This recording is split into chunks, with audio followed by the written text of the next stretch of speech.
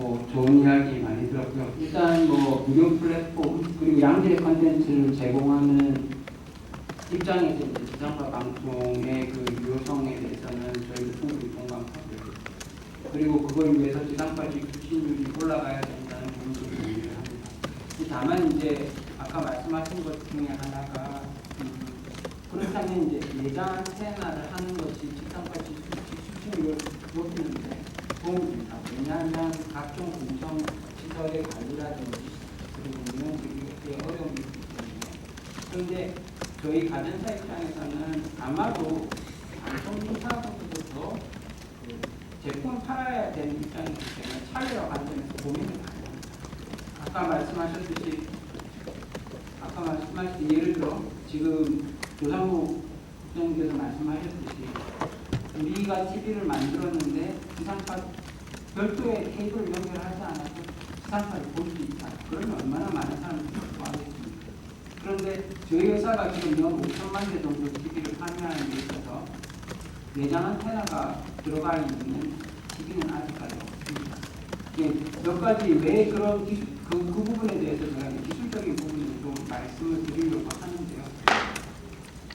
일단 첫 번째로 아까 김경 교수님께서 말씀하셨듯이 DTV로 넘어오면서 갑자기 안테나가 없어졌다.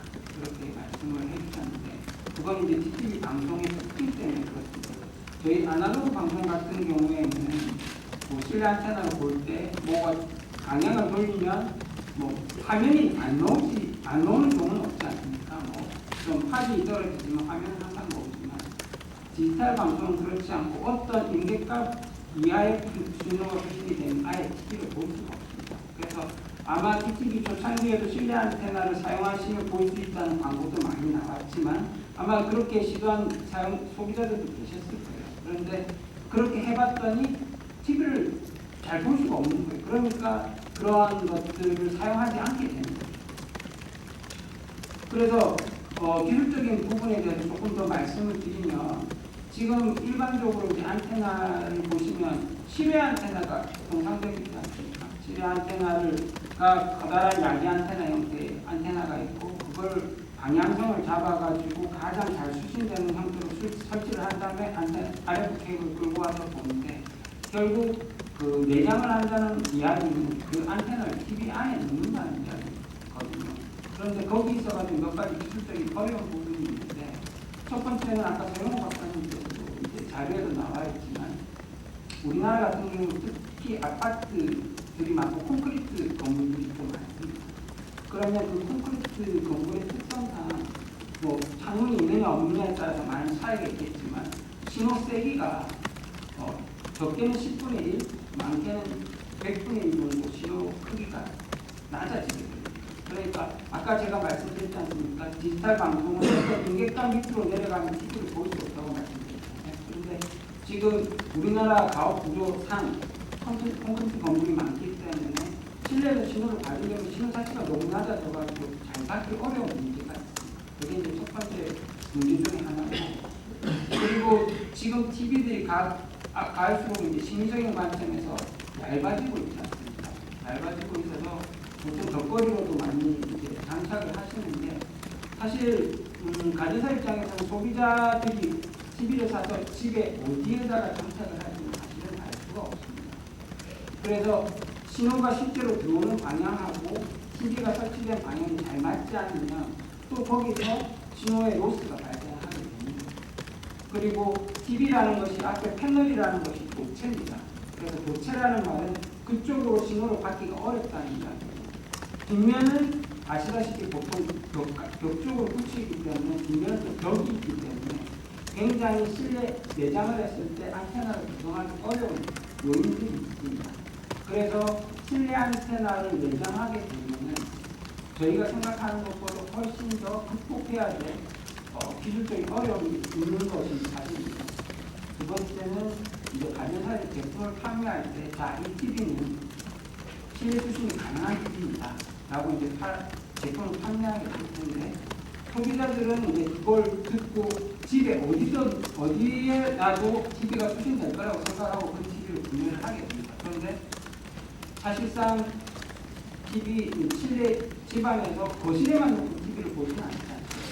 그러니까 여러 군데 이제 집에 TV를 설치할 수 있기 때문에 그런 환경에서 또 수신이 또 어려움이 발생을 합니다. 그렇게 되면 클레임이 들어오고 문제가 있는 거죠.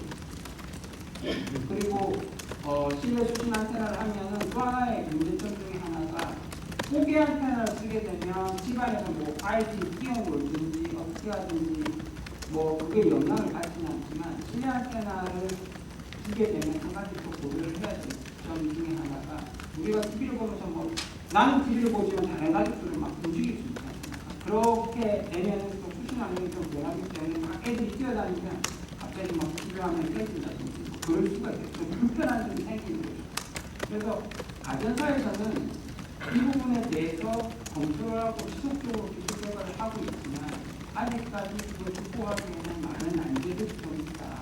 그 말씀을 드리고 싶고, 그래서 아까 전에 김경훈 교수님이 마지막에 하신 말이 굉장히 많이 와닿는데, 이걸 위해서 어느 정도 이걸 하기 위해서는 일단 1차적으로 저는 방송사하고 가전사가 광범위한 실습 데이터를 바탕으로 조금 실내 수신 환경에 대한 정의를 할 필요가 있다고 생각을 합니다.